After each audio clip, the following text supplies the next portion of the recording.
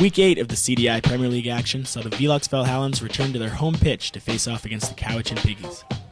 After suffering their first loss of the season at the hands of Capilano in Week 7, Velox were looking to get things back on track against the Piggies, who had won their first match of the season last weekend against the UBC Old Boys.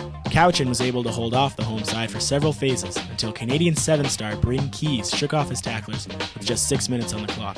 Peter Savea's conversion had the Valhallans leading 7-0.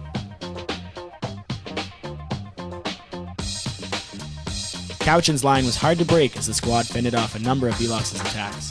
Their offense failed to gain momentum, however, and the side was often retreating towards their own try line. Towards the end of the half, Velox would switch the field of play off the base of a scrum to have Peter Savea blitz down the left wing for a try.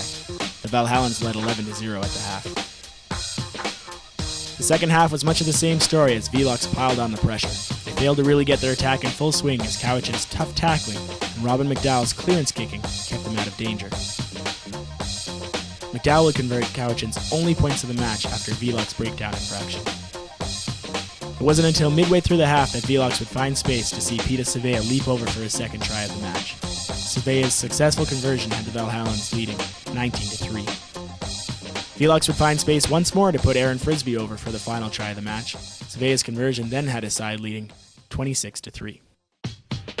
The Valhallans failed to close out the game with an impressive effort. Combined with their errors, Cowichan's defense pressed on to keep the score respectable at 26-3. Here's what try scorer Peter Savea had to say after the match. Yeah, it's pretty tough from last week, but today is going to be a little bit better for us to keep our boys up and keep training hard. Yes, part of our team. It's really tough competition, but it's good for us to learn some more experience and for our team to keep it up and go for it.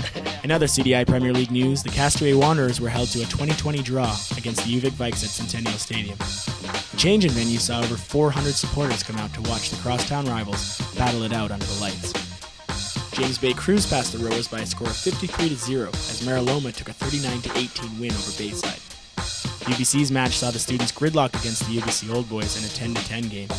And Capilano again reigned supreme as they took a 44-0 win over Burnaby.